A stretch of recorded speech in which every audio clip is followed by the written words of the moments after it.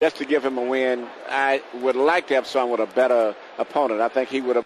It was the classic battle of boxer versus brawler, when for 15 rounds the undefeated Sugar Ray Leonard fought toe-to-toe with Roberto Duran. For these two proud warriors, there was more at stake than just the welterweight title. In the end, the man with the hands of stone was declared the victor, but there was no question they would meet again. 5 months later, the night would belong to Sugar Ray Leonard when he embarrassed one of boxing's greatest fighters. In the 7th round, the Panamanian legend spoke the infamous words, "No mas, no mas."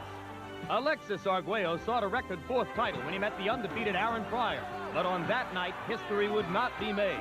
In the 14th round, one of boxing's fiercest title fights came to an end. Arguello's hands to the side, it's over! Aaron Pryor has retained his junior welterweight championship. Arguello slips to the canvas. The rematch was inevitable, and once again, Arguello would fight with the pride of a champion. But despite his courage, the outcome was the same.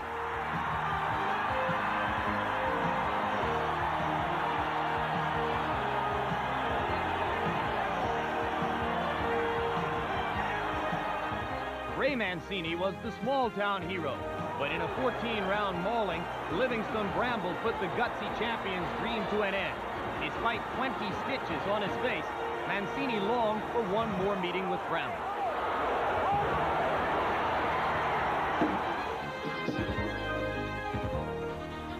It would be labeled the Reno Rumble, and that was it for 15 rounds. This time around, there would be no knockout, but no new champion either. For Bramble, a successful title defense.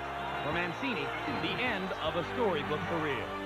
It was perhaps the biggest upset in boxing history when Michael Spinks took on Larry Holmes in his attempt to become the first light heavyweight champion to win the heavyweight crown.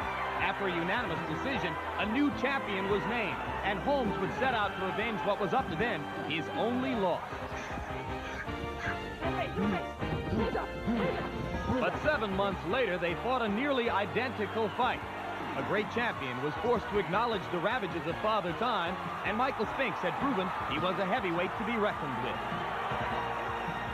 In the eyes of many, Olympic gold medalist Mark Breland was preordained for greatness.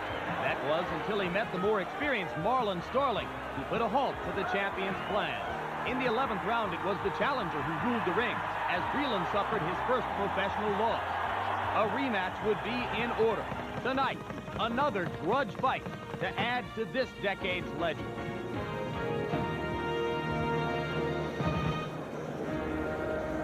So coming up right now, a bout which has been widely anticipated for 7 months and 3 weeks, ever since August 22 of last year. WBA welterweight champion Marlon Starling defends his title against the former champion he upset 8 months ago, Mark Breland. The fight scheduled for 12 rounds to be fought under WBA rules, live here on HBO Sports. Ray Leonard, it did not appear that Mark Breland's stand-up conventional style served him well in the first fight. Ultimately, although he was ahead on points at the time at which he was knocked out. If you were he, would you have tried to make changes in your approach to this fight?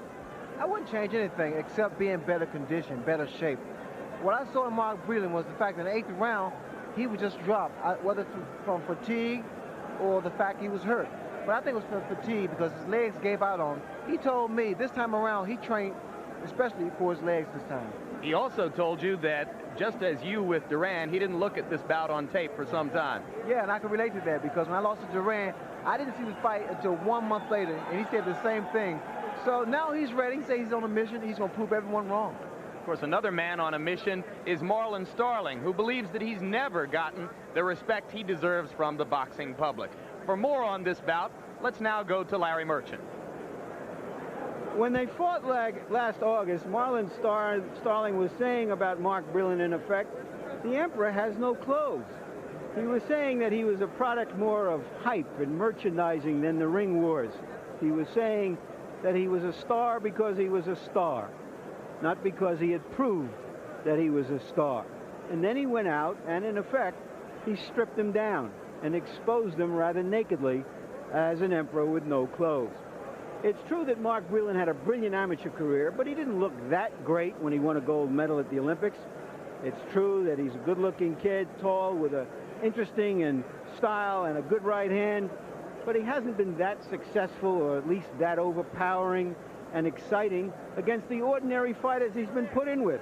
And yet everybody kept insisting that this kid was a star, that he really was the right stuff. Everyone except Marlon Starling, who had come up the hard way, much like another New Englander, Marvin Hagler, slogging his way to the top, fighting everybody out there in his division over a period of 7 years. Well, here we are for the rematch. And now, proving once again of the value of merchandising, Breland is favored after having been knocked out. And Starling keeps insisting he has no clothes. Starling, you know I don't like you. In fact, I hate you with a passion because you talk too much. Tonight I'm gonna break your face. Punish me? You didn't just lose last time. You got knocked out. This time, I'm gonna punish you real bad. Tonight I'm gonna make an example of you. I'm gonna give you a good beating. And watch me get my belt back. If anyone's gonna make an example, I'll make an example out of you. Nobody, no other welterweight in the world gonna get in the ring and take my belt. Mark Breland and Marlon Starling. Each can be seen as a fighter on a mission, but their only real common denominator is their dislike for one another. In many fights, that's a contrivance. In this fight, it's a fact. In every boxing match, there's gonna be a time where you have to fight. In every boxing match, you got to fight. One time or another, you got to fight. Mark can't fight. I'm used to hearing that. But as far as Marlon Starling, you know, I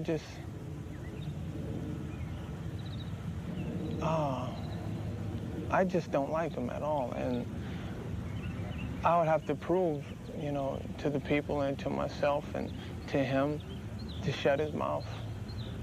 You know, I would love to break his jaw. That's the gospel according to challenger Mark Breland, whose career until recently was an unbroken string of successes and the object of all his opponents' jealousy. 5 Golden Gloves championships, an amateur record of 110-1. Then the ultimate recognition for an amateur, the Olympic gold medal. When he turned professional, Breland signed a 7-figure contract and began to eyeball opportunities in movies, modeling, and of course, music of what some thought was unearned fame. Another welterweight from the blue-collar enclave of Hartford, Connecticut, clamored desperately for a shot at the title.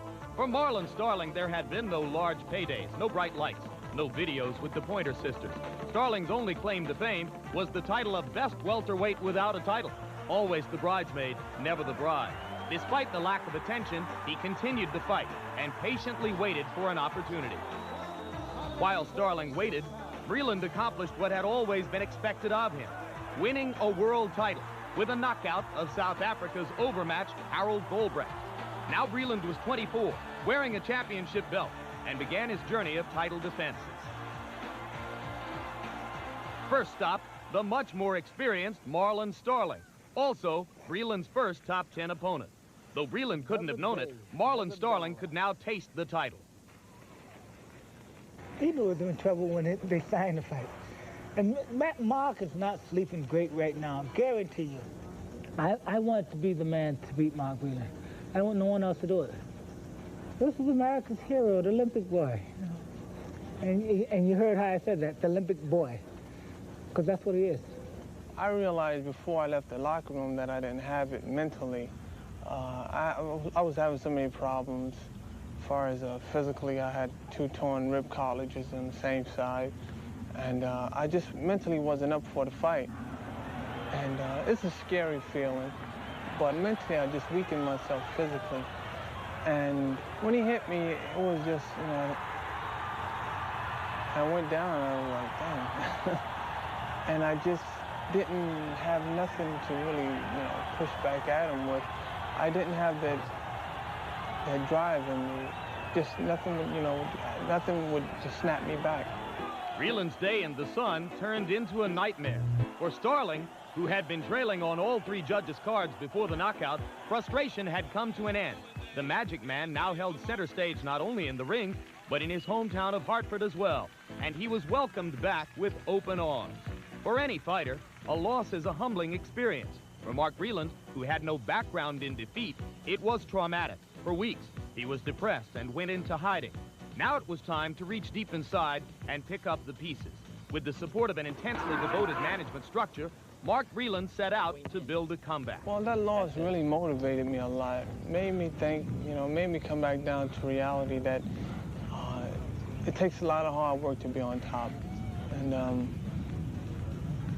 I know I'm not out of it. I know he's going to do the same thing, try to come and wrestle me, running, falling. I'm going to box him,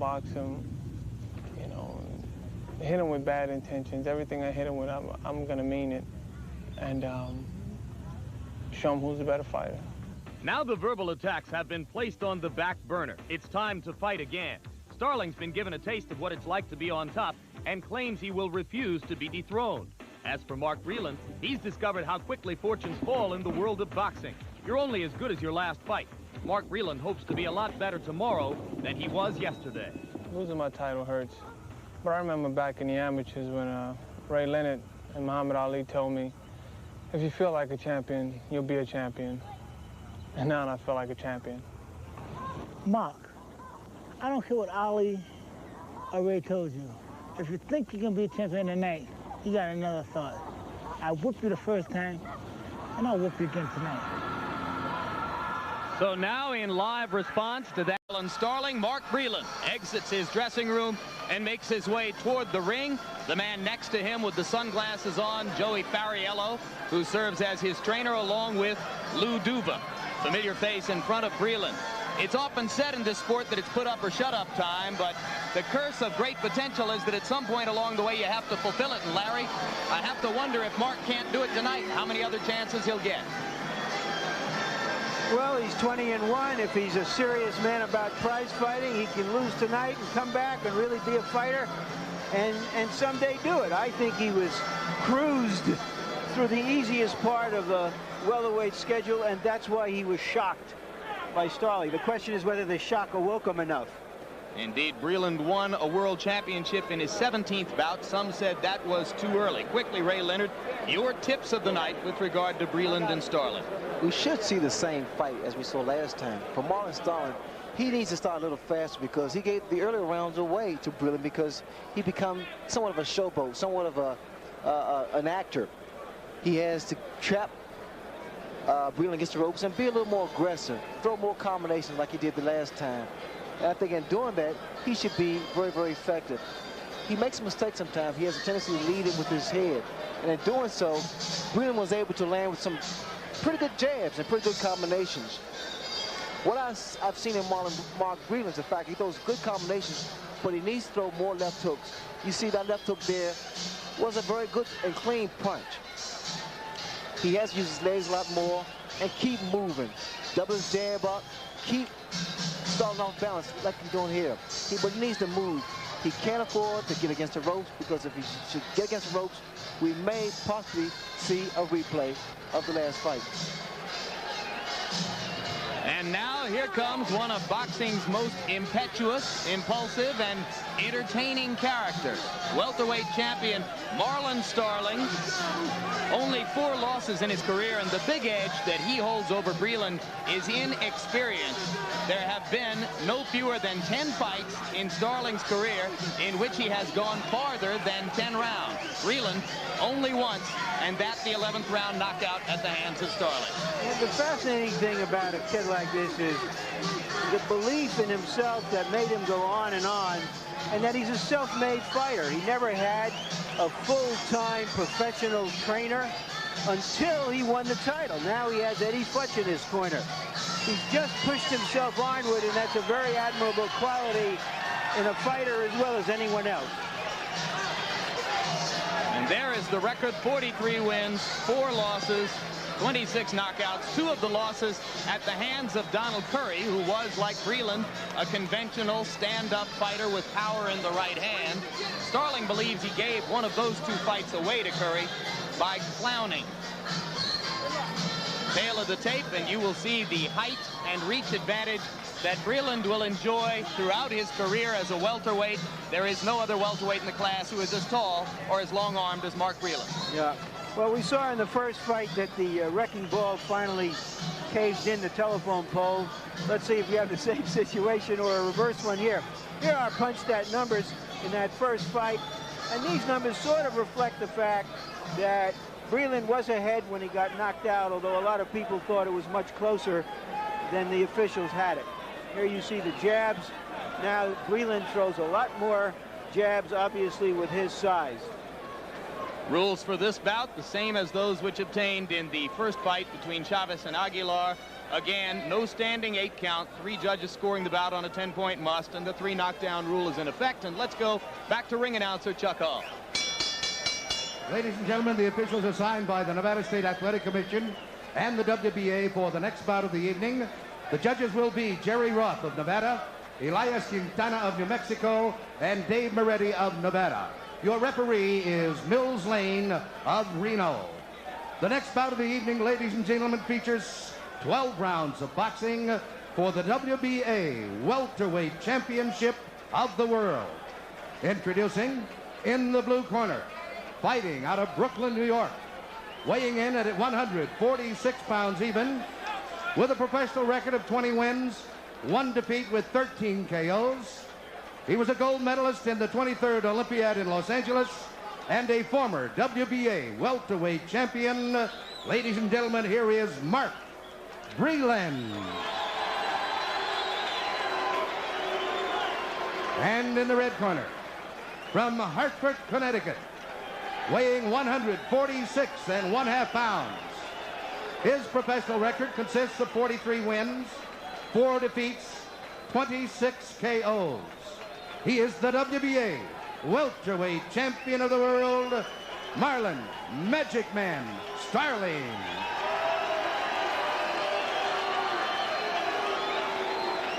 Now referee Mills Lane will issue the final instructions. Instruction in the dressing room.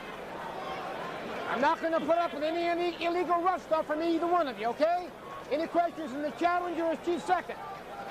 Any questions from the champion is chief second. Let's get it on, come on. Let's remember that in a rematch after a knockout, the man who won the first fight, 90% of the time or more wins the second fight. So Breland has his work cut out for him. And yet, as you pointed out earlier, and it's worth mentioning again, Breland is favored by odds of 2-1 here in Las Vegas to avenge the knockout defeat. I see a change in both fighters already. I see Breland double his jab up, keeping those hands high. I see a much more aggressive Marlon Starling. Normally he lays back and he gives way the earlier round. Here there's a different story. Well, one of the things that Starling said to us before the fight was that he would want to come out and try to make Mark remember round 11 early. Well, if he's able to hurt Mark, and then Mark will definitely have a flashback. I think Mark is mentally up for this fight, and Starling, quite naturally, he wants to show people that the last fight was not a fluke.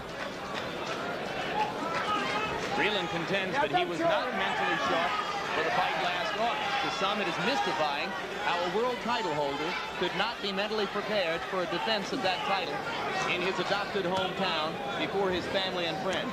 Well, sometimes there's so many distractions to a young fighter, a young celebrated fighter, and I think that was the case with Mark Breland. But here he knows this is definitely reality. First minute of the fight has been dominated by Breland's efforts to land the long jab.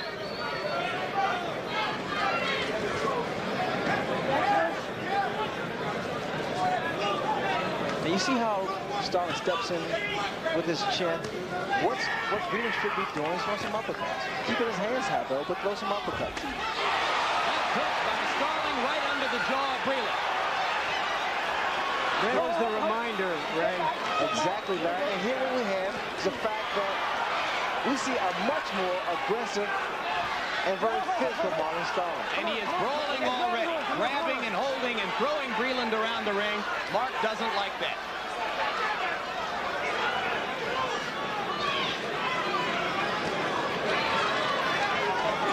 That was a tentative right hand by Breland. I don't see any snap in the punches of Mark Breland here. He doesn't have the zap. He looks a little stale to me. Whereas that with Starling has snap. Indeed, Breland has pawed with the jab. The right hand has not been quick. Starling landed the only significant punch of the bout so far.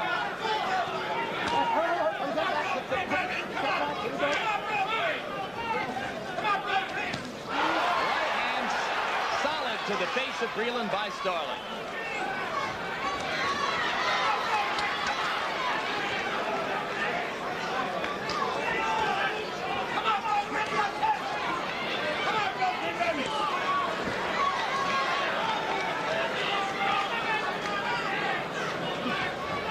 Round one comes to a close. Already you see Starling preventing Breland from setting his feet and doing what he wants to do.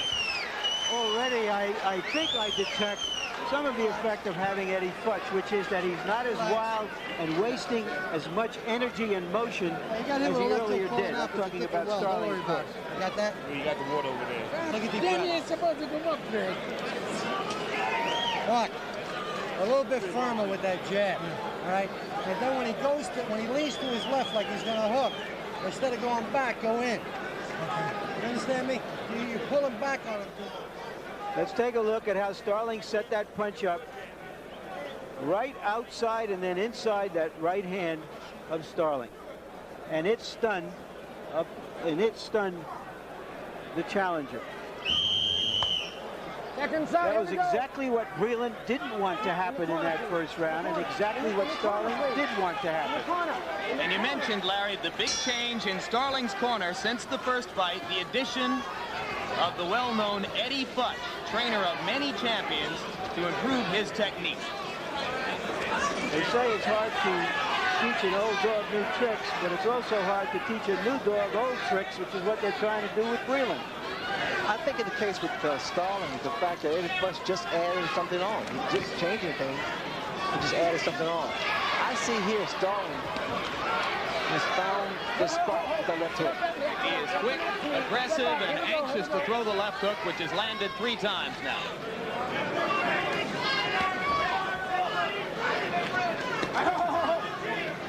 Hey. Get back. Here we go. Come on. We're in round 2 at the Las Vegas Hilton. Mark Breland trying to regain the welterweight title he lost to Marlon Starling 8 months ago. Come on, punch out. Come on, punch out. See, this is not Breland's fight, because a fight like this, somewhat of a physical fight, it wears a man down. And that's what happened in the first fight. Breland was worn down.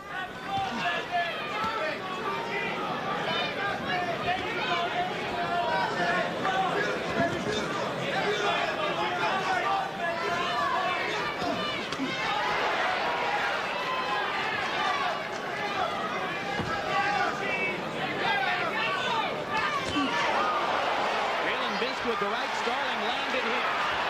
Breland looks a little shaky.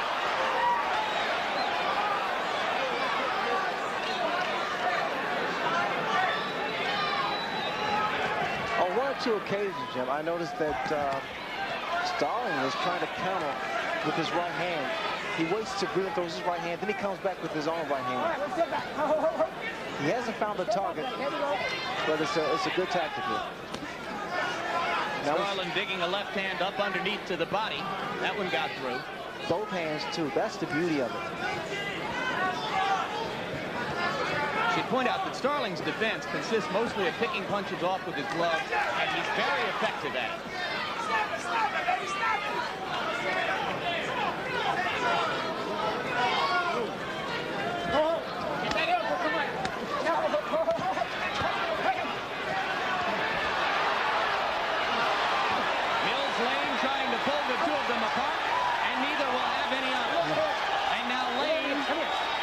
Talks to both fighters and urges them to listen to him when he says break. That better not happen again. Hey, that better not happen again. All right, Eddie, come on. In case you didn't hear it, he said that better not happen again. No points were deducted. Breland seeming to come to life just a little bit in the closing seconds of round 2. More than ever, I'm beginning to wonder how good a fighter Breland is when he doesn't land and hurt his opponent with his right hand. Now you'll get it up, and I want you to go to the body. I saw everything. So he's looking for everything to the head. Go to the body, you'll bring his hands down, and you'll get your shots to the head, okay? All right. Keep your cool. Okay. Baiting, sticking, moving the head all the time. You're good, champ. Always trying to take up that slack. Go outside. Let's take a look at Starling as again he tries to set up and wing the right hand. It didn't land clean, landed somewhere around the neck. Come on, seconds out. Let's go. Round 3 begins between rounds in Starling's corner. You heard Eddie Futch issuing the kind of advice he's issued to such as Bob Foster and Alexis Arguello, Joe Frazier, Larry Holmes, Kenny Norton, many other champions. Cubas have had their share as well. What Eddie Futch wants from Starling is to go to the body. Bring those hands down.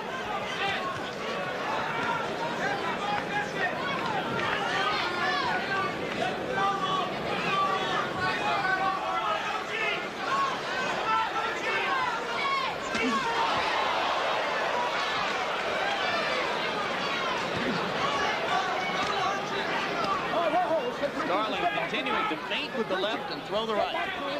What I see in Starling, he's trying to get his jab in, and once his jab lands, special body, his right hand is going to follow that jab.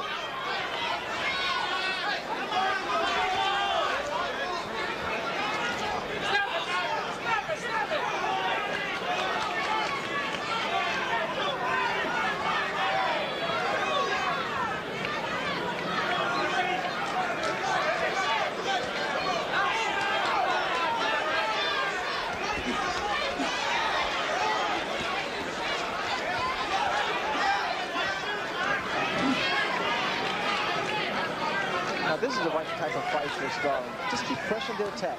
Wear his man down. Work the body. Indeed, it's a relatively quiet round, but as Breland continues to back up, you have to wonder where and when he believes he can assume control of the fight. He's going to have to land one of the right hands, which have so far been picked off by Starling's gloves. Well, because Breland was hurt in the early round, he's somewhat reluctant to throw punches. Again, Starling's trying to counter right hand. And again, they wrestle, which is not Breland's style.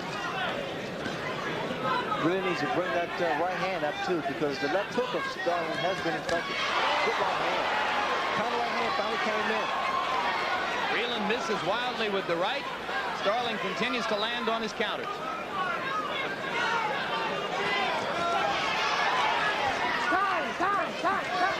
Now there's tape coming off the glove of Mark Breland, so Mills Lane stops the clock. Sends Starling to a neutral corner. Cariello cuts the tape, and here we go again.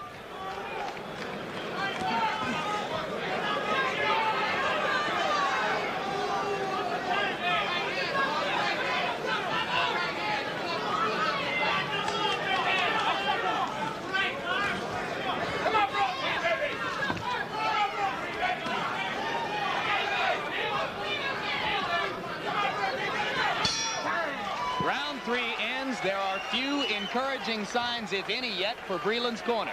Well, so far, not only his gloves were unraveling, but so is the image of him being a star, regardless of what happens from here on out. You're moving him. When you feint him, he moves here, he moves there, he moves here. So give him the feint and get a lead out of him, and then hit him the stiff jab. You understand? And then every once in a while, feint him, and then as he moves, watch where he moves, and then put the jab where he moves. Okay? Good. Don't bring your hands off the way you are. Okay? What you're better off doing is letting them get to you, then push. Our unofficial Okay, because your jab is... How do you have the fight scored? Well, Larry, you know the 4 points on which we score. Clean punching, effective aggressiveness, ring generalship, and defense. I think Mucci Starling is sweeping the fight so far. 30-27, 3 rounds to none. I agree with you, and what that means is that he's far ahead of where he was last August at this stage of the fight. Let's see if Breland can mount a comeback. Indeed, at this stage of the fight last August, Breland had won all 3 rounds, or at least 2 of the 3, on every judge's call. One judge gave him all of the first 10 rounds in that fight.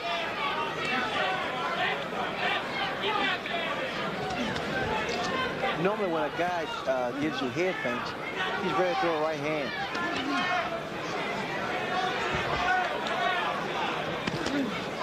Starling lands a right to the body.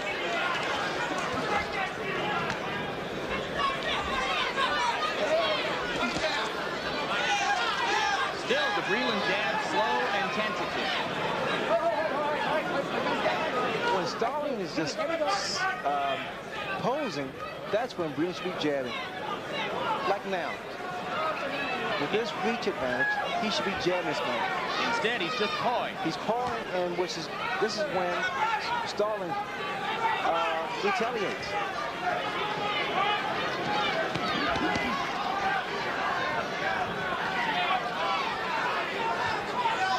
The mouthpiece of Starling was knocked out. Fell out, actually. Wasn't knocked out by a punch. He just got lazy with his mouth and let it go. So there's an opportunity here for Breland to do some damage in the last minute and a half of round 4. You know, Breland worked on a weight program, and it doesn't appear to be evident here.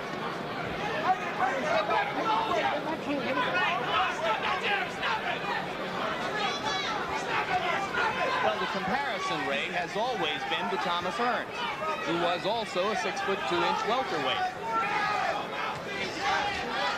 But to my mind, Breland has never shown the kind of right-hand punching power Hearns had.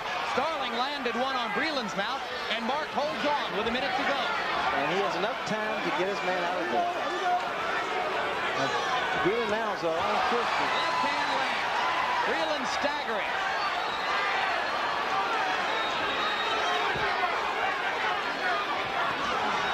Starling should continue this. He should stay on top of his man. Just keep throwing punches now.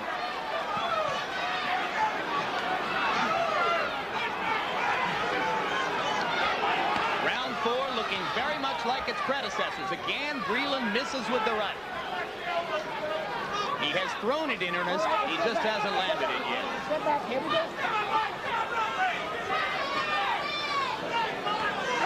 Starling's just a little arm weary because he's never had quite this pace in the past. Breland pause, Ray. There is no signs of strength in Mark Breland. That right hand missed.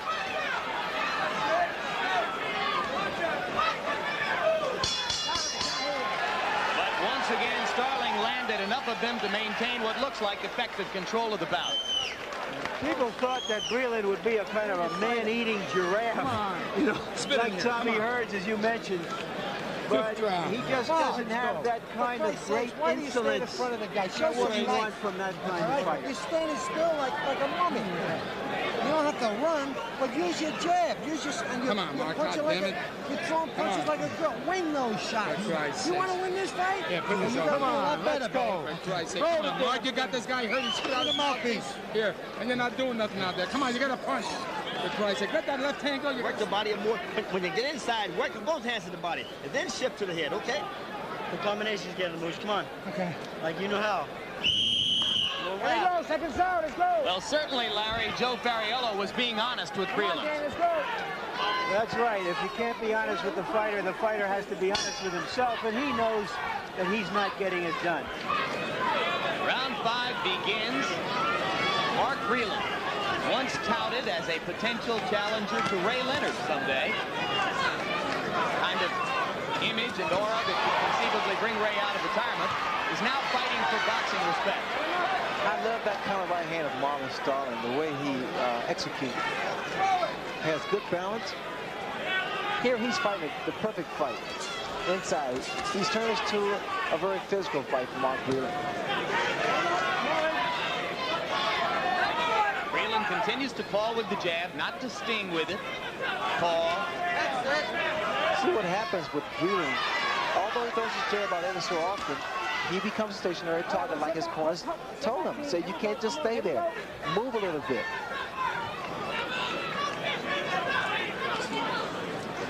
And he's doing nothing to stop Starling from coming straight in, stalking him. What's making the fight into what he wants. Jim, what Starling can do, because you notice here the way that Breland extends his arms. I mean, everything is open. Everything is vulnerable. So all Starling has to do is throw some punches while he's reaching for him. Get him up. Come on, Marlon. Get him up. Breland he's not really snapping his jab. He's just pawing it out there. And that's why I don't understand why Starling is not trying to counter it, because Breland's bringing his jab, he's dropping it also. Ray, could it be Starling's head movement and the way he has his gloves in front of him that makes Breland so tentative in knowing exactly where to aim his punches? Well, that's when the double jabs come into play. And that's what Breland has to do. He needs to throw more jab, because he needs to break the rhythm of Starling. Starling's walking in. But Larry's point is well taken, Ray. Marlon has been hard to find. Well, I guess that's what they call the magic man. I mean, he gives him a lot of head feints, a lot of upper body movement, and also he's been able to hurt Mark Breland. But again, the double jab will stop that. Starling appears to have a little mouse under his left eye. Not the kind of thing that would seem bothersome right now. It's about as close as Breland has come to landing a right hand, but it glanced off the face of Marlon Starling. Come on, come on, come on. Good job, Breland. You're clean. All right, watch out. Fifth round coming to a close, and this remains precisely the kind of fight that Marlon Starling and Eddie Fox might have knocked out on a blackboard in the locker room if they had been a football team. That was a kind of a sloppy round for both fighters, but I gave it to Breland. This guy's going downhill fast, but you got to help him a little bit, but bang that body a little bit more. And you hit him with the jab every time you use it, but you're not using it enough. You got to walk in punching. You can't just... Okay. You got to walk in punching. For 3 minutes together, this guy won't last. Okay. You're boxing okay, but when you throw punches, man, let those things go. Don't throw one punch, throw twos or threes. Just don't stand in front of him. Mark, his left eye is closing, and you haven't done that much more yet. You got to get busy, okay? All right, come on. Pick it up. Come on now. You can This graphic will show you just how much better Marlon Starling is doing in this fight in terms of punches thrown and landed than he did in the same period of time, the first 5 rounds in their first fight. And also, by comparison, how inaccurate Breland has been. I'm sorry, Larry. Numbers just confirming what our eyes tell us. There was some swelling above the left eye of Marlon Starling, and he wears scars above both eyes from previous cuts. Just missed with the right hand. Eddie Fox instructed Starling to throw punches when he's moving inside, not just to come in, just to walk inside defenseless. And for the moment, he's succeeded in making him a busier fighter.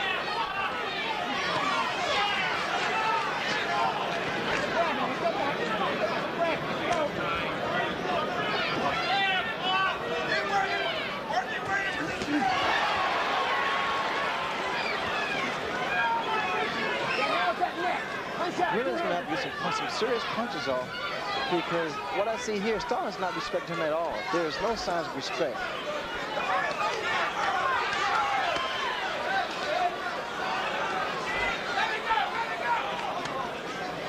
Punch out. You got 2 hands. Come on.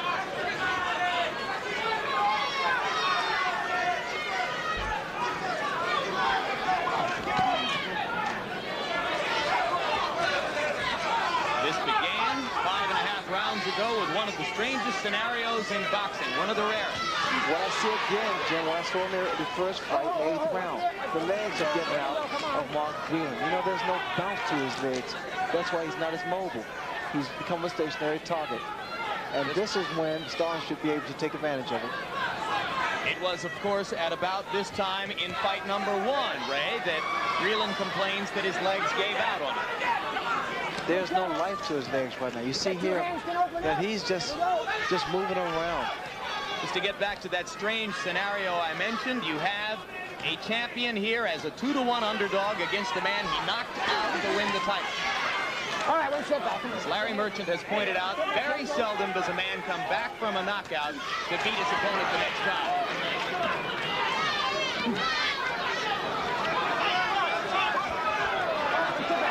Starling just wrestling Breland around the ring, trying to sap his strength. That right hand, those right hands are beautiful. They work in southpaws because you can't see the it comes from the blind side.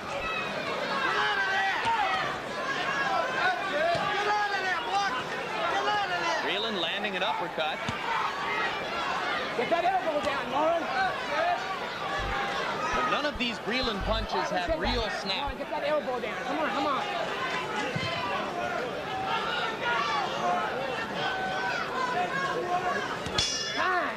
Round 6 comes to an end. Starling did follow Eddie Futch's orders, and in my book, he therefore won that round. This guy's more The value of having a big-time trainer in a big fight. Okay, you got to suck it up, Mark. You got to put some fire in you. Come on now, Mark, suck it up. Jesus Christ. You're strong out there, for Christ's sake. You came too far for this. Come on, you punched too good for this guy here. You You're not came throwing too your far, Mark, for this. You understand me? Use your jab and get some life to you. You're just letting the guy walk right through you. 7. Get some life. Stop him with those jabs. Come on, deep breaths. Let's go. Pick it up. 7. Harold Letterman, midway through this fight, how do you have it? Well, Larry, I've got it 59-55, 5-1 in rounds in favor of Moochie Starling. I just think Starling is taking a fight to him, and you can tell Breland is getting hurt because every time Moochie hits him, he grabs. Seconds up, please. You and I don't always see eye to eye, but we certainly do tonight, round for round.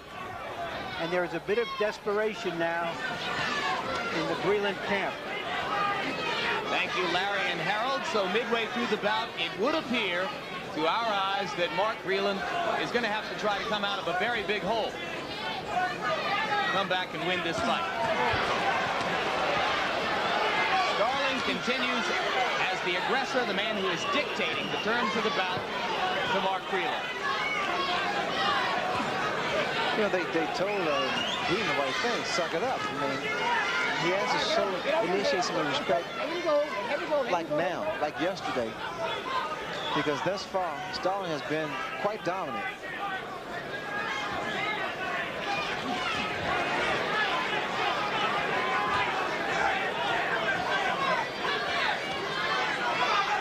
All the lessons unlearned in Breland's rapid ascent to the welterweight crown, so apparent in their absence against a cagey fighter like Starling.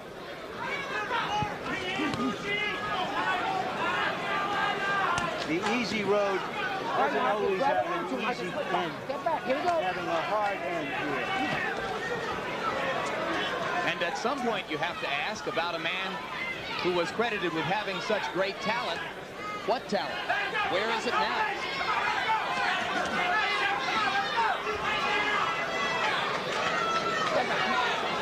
Starling just winked at his corner. Because Starling feels in control here. Has no reason not to. I mean, he's doing pretty much what he wants to do, although point wants more body shots to bring Breland's hands down a little further. I don't like the fact that Breland's hands, when he jabs, he drops them.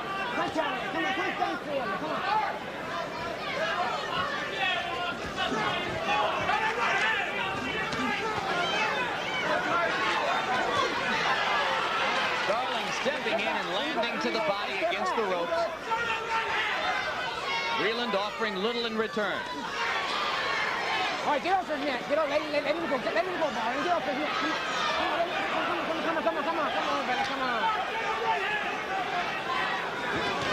Mills Lane sounding like the third base coach. He managed to get the fighters to break.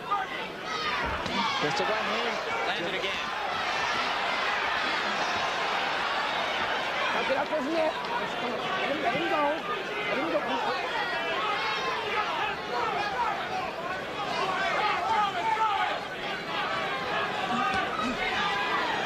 Every time Starling lands that right hand, it's a reminder to Breland to bring his hands up.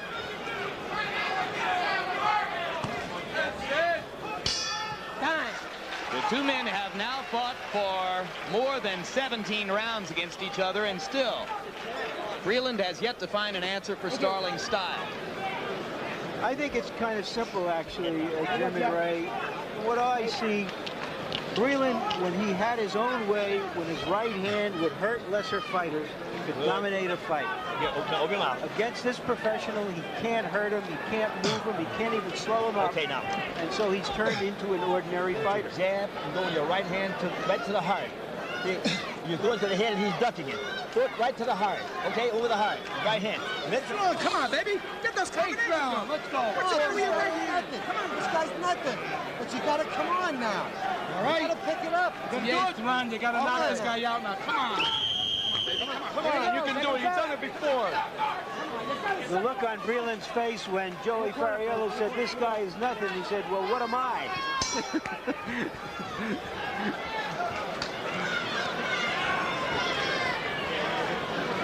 And it's a pretty good question right now as round 8 begins.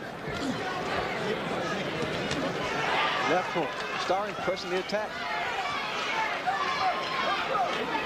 Starling brimming with confidence, Ray. And the difference we have here is the fact that Starling's combination, good combination. He's put his body behind it.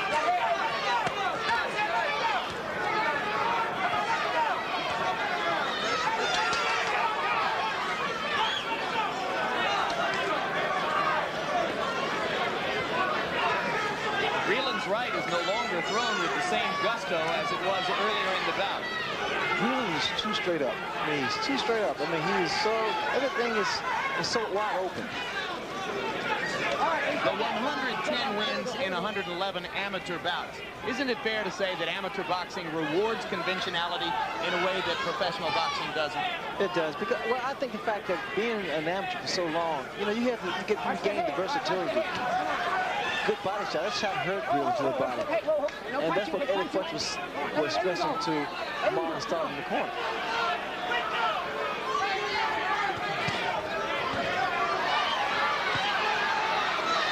And I'm sure when Starling go back to his corner, they're going to say more body shots. Breland with one of his more aggressive moments of the bout. Landed a couple of body shots and now tries to capitalize. But look, watch his hands, though, Jim. You got to watch his hands. Breland's hand. I mean, he's right there. I don't know why Starling's not retaliating, coming back with something. Breland now is arm weary. Come on, grab it. Come on.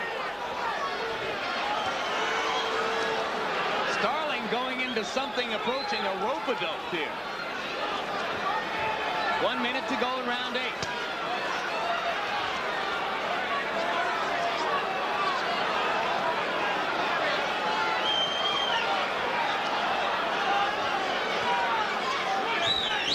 Well, Marlon is, by his own admission, a clown sometimes in the ring. Well, no, he's catching his second one. He's just trying to take a breather here. I mean, he can do that by moving, not necessarily standing against the ropes.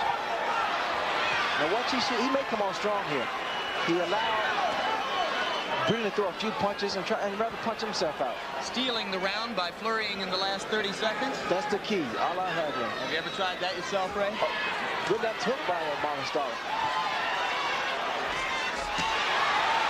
And a left to the heart, right to the middle of Breland's chest. And a right to the jaw. And just as you suggested he would, Starling makes a statement in the last 30 seconds of round 8.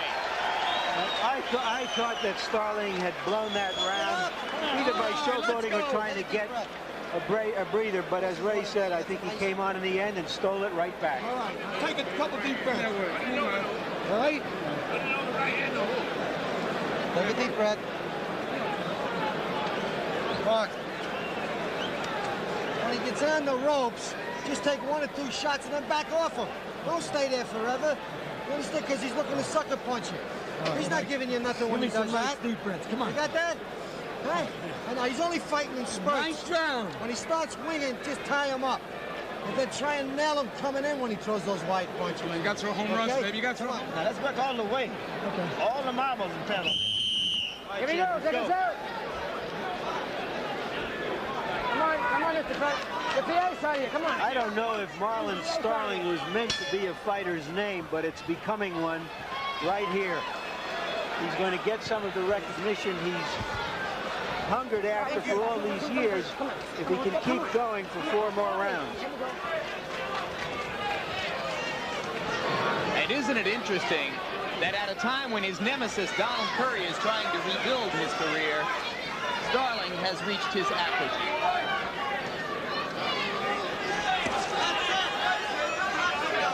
Fortunes can change in boxing if you hang in.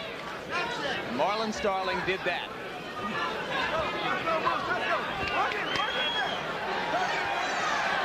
It's really no sense of moving the way that Breland is moving when you're not doing anything. All it's going to do is tie your legs out even more.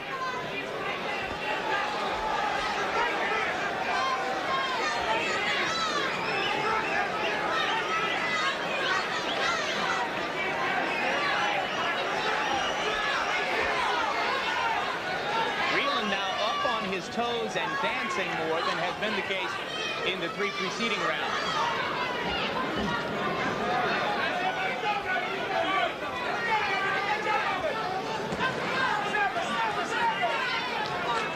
Tactic isn't going to hurt Starling.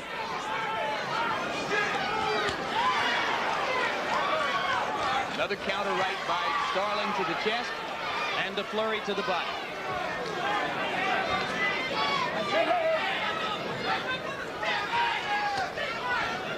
All right, hold. Go back. Mouthpiece drops out. The reason Starling has actually spit his mouthpiece out is to try to catch his wind. All right, Brandon, sit back. Here we go. Punch up. Here we go. Well, when last Starling lost the mouthpiece, he proceeded to dominate the next minute and a half of the round. Watch out.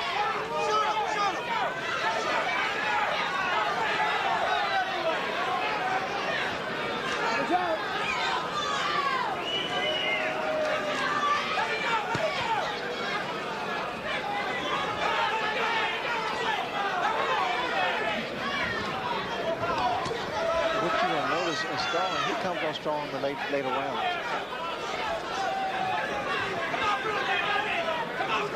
It's been proven a successful tactic by more than one fighter. All right, we sit back. We're going. Sit. Here we go. Here we go. Here we go. Racing.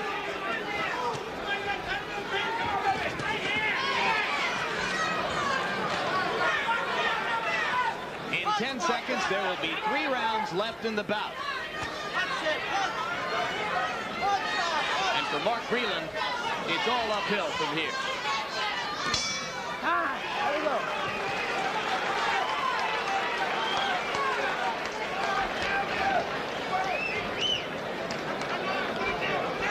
So if you need right hands when you get near. Tell him no more ice in the trunk.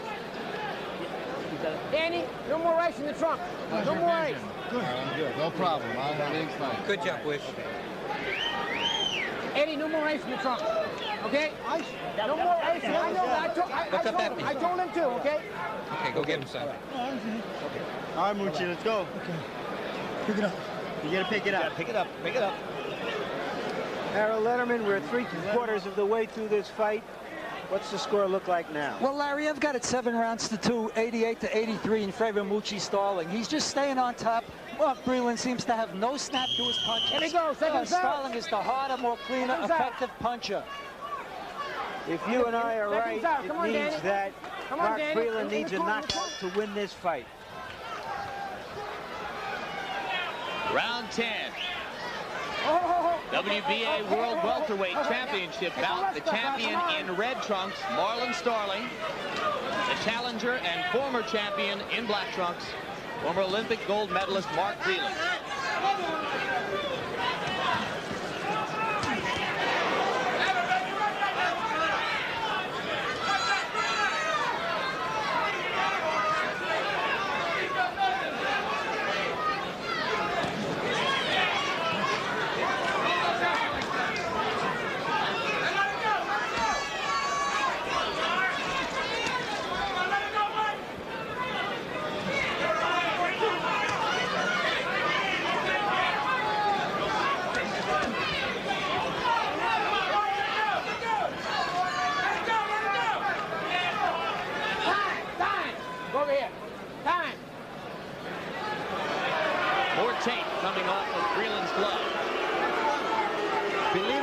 this little break here, it means a lot. All right, here we go.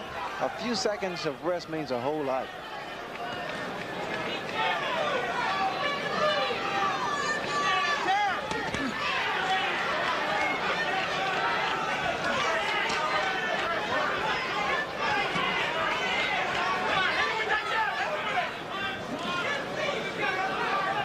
No knockdowns in a bout which Starling has ruled from the beginning with aggression, superior savvy, counterpunching. Very good. All right, where's that? All right, we'll sit back. Here we go. Sit back three. Here we go. Here we go. Oh, no rest. Come on, rest. Here we go. Here we go.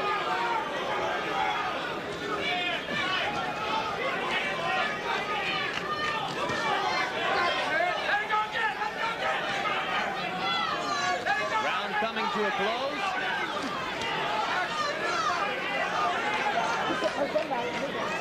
Still a minute to go.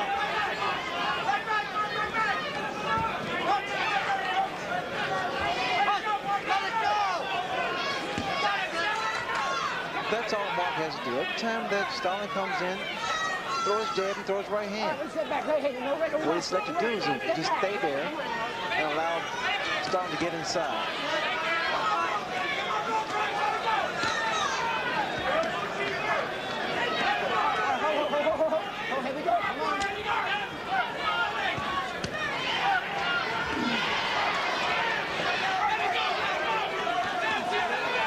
Good right hand by Starling. Good counter right hand.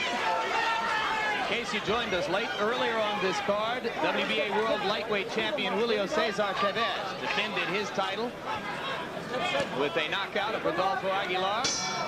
Marlon Starling tries to join him in a successful defense. It has not been a good night for tall, skinny fighters. This is the limit. This is the round just after limit before. Okay. You got to keep the pressure on. Work the body. Yeah.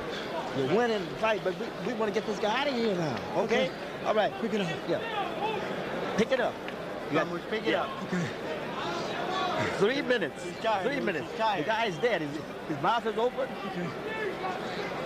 He's sticking that left hand in his face. Left hand in his face. Go to the body with the right hand. Go to the body with the left. Come on, that's how close you are, baby. Come on, you're not close to winning it. Come on now. Hey, get those combinations going, baby. Come on. You hit him with the right hand, you hurt him. Come on, do it again. Come on now. Come on, do it again. Come on, baby. Come on, let's go now. Here we go. Second round. Let's go. Can Mark Breland find something deep within himself to turn this around? He's given no evidence that he has it up to now. All right. He's got 6 minutes in which to try to find the solution, which he has not found over the course of nearly 21 previous rounds with Marlon Starling. Well, in Starling's corner, he's been instructed to pour it on even more. Starling asked the question, was he winning? But yeah, and the interesting answer was, we want to get him out of here.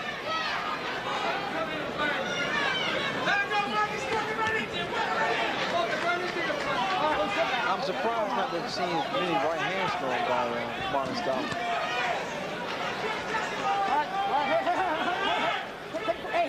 Of course, it was Eddie Futch who told Marlon that he wanted him to get Breland out of there.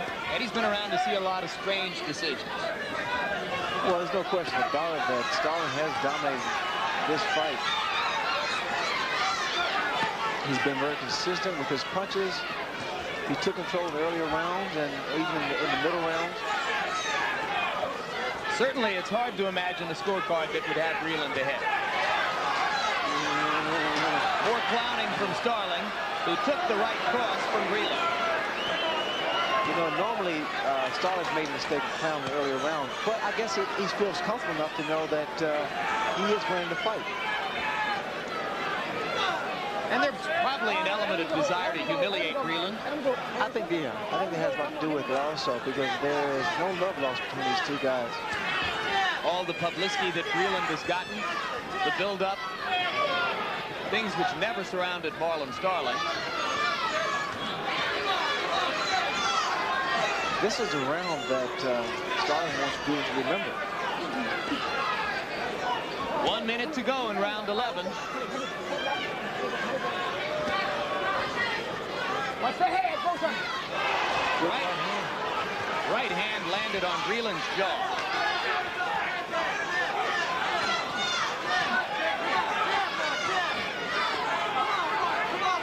There's the mouthpiece again of Marlon Starling. 30 seconds. All right, let's get back.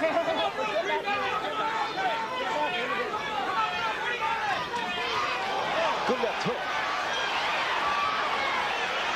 Good left hook by Marlon Starling.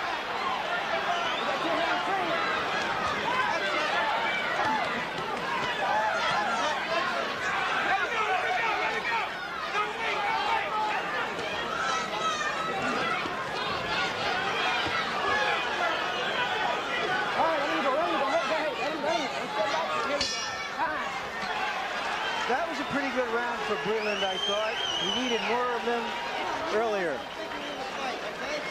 Last round, 3 minutes. I want you to go in all the way. Right on. All right. Okay, last round, Danny. Mark, last round. Come on. Start to open up on it. Okay? Last round, Eddie. Last round, Marlon. Okay. Swallow it. Mark, I'm telling you, this is your whole life now. This round is your whole life. You got to come out there like a tiger. Don't forget. This is it. Come on. I was working downstairs. I want you to work upstairs. I want you to punch in combinations. Keep him going. Keep punching until he quits. Okay. Getting this guy you hurt. Stiff jab, and then wing your shots. Then and move pop out. out. Race. Wing your shots. Let's and go. pop Come on. out, okay? Come on, seconds out. Come on. Last round. Mark Breland apparently needs a knockout. And the man he has to knock out has never been knocked down as a professional. And Marlon Starling enters round 12 for the 10th time in his career. Mark Breland has never been this far. I'm looking at both guys, the expression. There is mutual respect. They can't deny each other that.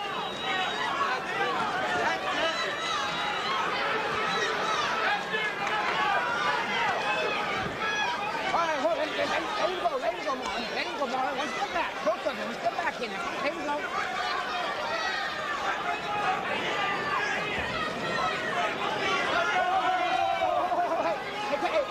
Hey. Come here. The last round is a great fight. Okay, come on.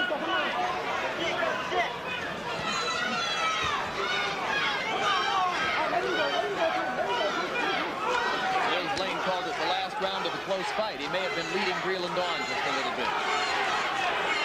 Crowd beginning to chant, Moochie, Starling's North End of Hartford nickname. And a few in response chant, Breland.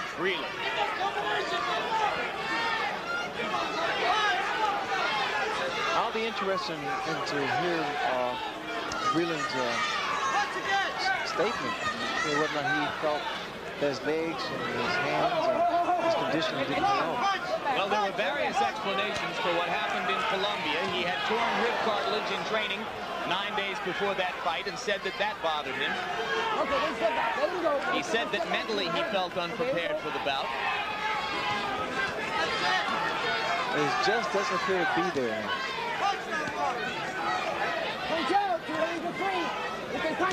Has never appeared to have a real answer to Starling's unorthodox style.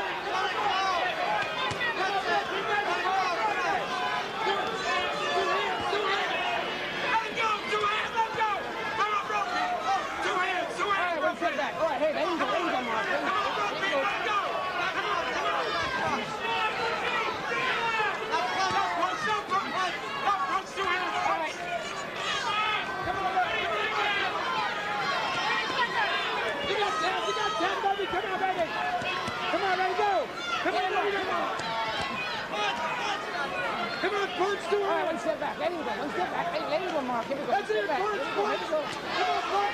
Let's go.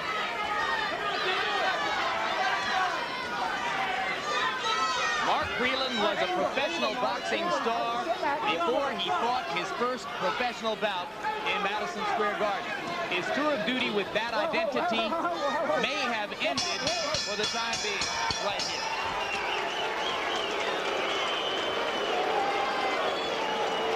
This was not a fight you would want to put in a time capsule, but I think that if Marlon Starling wins it, he'll take it. You see the respect here. Not a great fight, not a classic fight, a brawl, but that's what Starling wanted out of it. Breland's co-manager, Shelley Finkel, apparently briefly congratulating Starling for his effort. A couple of Connecticut natives talking to each other, and now let's go to our own scorer, New York judge Harold Letterman, for his view of the bout. Harold? Well, thank you, Jim. You know, I saw it 8-4, 116 to 112 in favor of Moochie Starling. He got inside effectively of Breland in a fight that was marked by a lot of wrestling and holding and grabbing and pushing and shoving. But certainly, Moochie landed the harder, cleaner, more effective punches and was in control and was the effective aggressor. And you know, since a judge has got to watch everything in a fight, I'd love to know what it says on the bottom of the soles of Moochie Starling's shoes, because he's got something written there. But, Jim, I think Moochie retained the title tonight, and I think he did a darn good job. Harold, given the latitude available within the discipline of boxing scoring, can you imagine a plausible explanation from a judge for a card which would show Breland winning this fight? Well, you call him the way you see him. You try to give an honest call based on the 4 points in which we score: clean punching, effective aggressiveness, ring generalship, and defense. And if a judge saw it that way, that's the way he should call it, Jim. And, you know, that's all you can ask of a judge is, you know, call it the way you see it and give him an honest call based on those 4 points. Thank you, Harold Letterman. Now let's take a look at our final punch stat, I should say, computations for the evening. Starling throwing 520 punches, Breland 666. Starling much more efficient with his punches, and that is not a very efficient accuracy rate for Mark Breland, Ray. Well, Breland, I tell you, he wasn't really into the fight. For some apparent reason, he had no snap, he had no movement. And I'm very interested to hear what he has to say. Well, let's hear what Chuck Hull has to say as we go to him for the official decision. Here we go, all right. Ladies and gentlemen, here is the decision of the judges. Judge Jerry Ross scores Starling 116, Breland 113. Judge Dave Moretti scores Breland 115, Starling 114.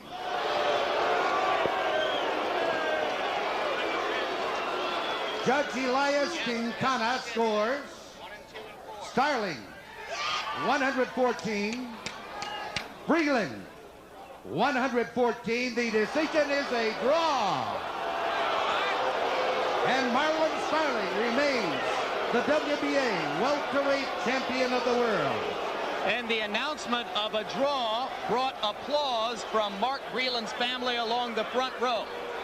So it is pretty obvious what they had expected from that announcement. Well, Marlon Starling has always claimed that he doesn't get the respect he deserves, and I have a feeling he's about to make that claim one more time, Ray. Well, he deserves respect. Marlon Starling fought a magnificent fight. He fought the right fight. It wasn't really a cute fight, but he stayed inside, gained the early rounds, and gained the victory. Larry Merchant in the ring. Marlon, a tie here and you win and you retain your championship, but you don't look too happy about it. I'm not happy about it because I think I beat him. He showed a little hard this fight, but we can do it again. I love making $1 million. You know, Larry, it was a great fight. You know, Mark hit me with the jab a little bit too much. You got to give Mark credit too. You know, Mark was a good Did you fight. think you had won the fight going into the end of the fight? Yes, I believe I won the fight. The Olympic champion. You know, he won the Los Angeles Games in '84. Like I said, you have to knock him out to win. So you still think that that he's a star because he's a star and he's getting a break because of it? Of course. You know, they want Mark to fight another fight.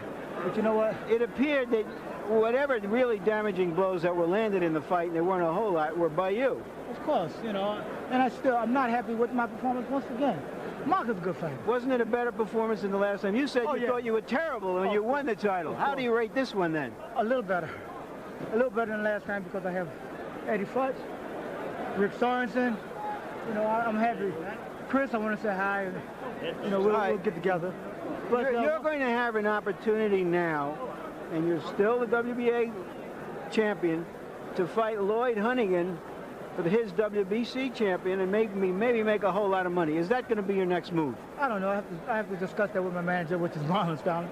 I'm not sure if they, you know, if they want to pay me $2 million, I'll fight Lloyd Hunnigan. But you know, I have to shut up some of the critics, and I have to give Mark Breland a beating.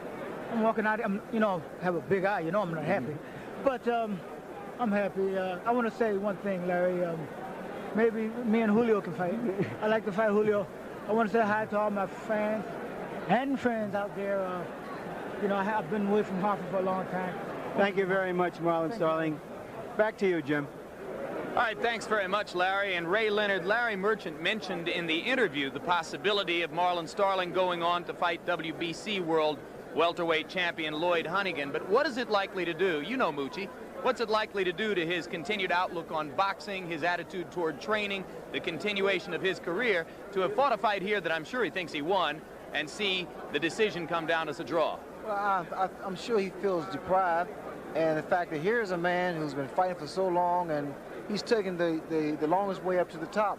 And even tonight, I thought he fought a very good fight. It wasn't really a beautiful fight, but he was very effective in his tactics. He fought Mark Breland. He won the fight. I thought he won the fight, no question about that. But I think he feels that his recognition is long overdue.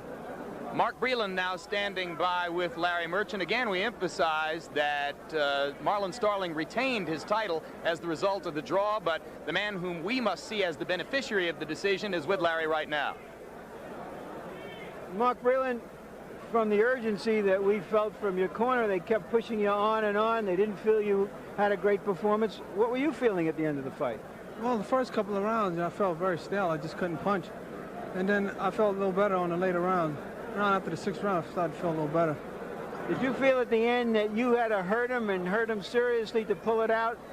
Well, I thought I had to outpunch him. I thought I outpunched him just in the last 3 rounds. But he kept coming. I just kept throwing punches.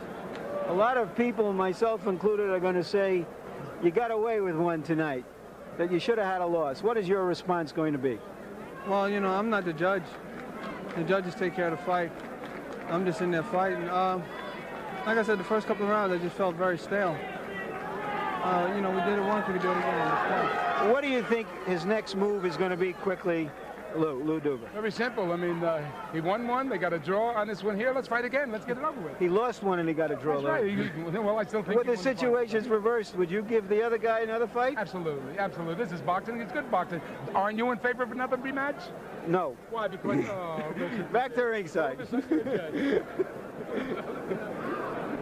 All right, thanks very much again, Larry, and we should mention here that we asked for an interview with one of the 3 judges who combined to rule about a draw, and the Nevada State Boxing Commission has said no dice, we can't interview judges. Your final thoughts, Ray? Well, I thought again that Starling showed that he wanted to fight, he wanted to win. He was very aggressive in earlier rounds, and I thought he took advantage of the opportunity. For Mark Breland, I don't know. He was not aggressive as I thought he should have been. And was. He was just somewhat lackadaisical. We saw 2 world championship bouts this evening. Julio Cesar Chavez of Mexico retaining his world lightweight championship in the eyes of the WBA with the 6th round knockout of Rodolfo Aguilar.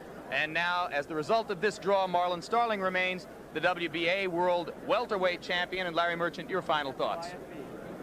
Well, I guess my final thoughts should be about the virtue of hard work, of doing it the hard way instead of the easy way.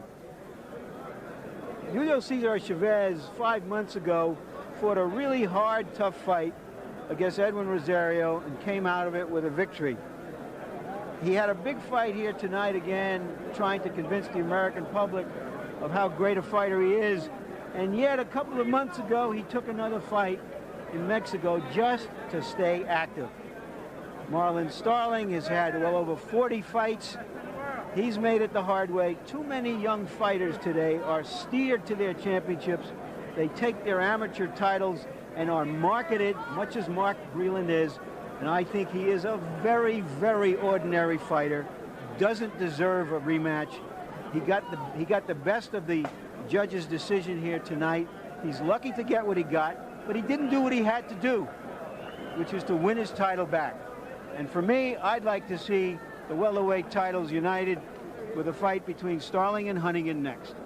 All right, thanks very much, Larry Merchant. So that concludes the night of boxing from here at the Las Vegas Hilton.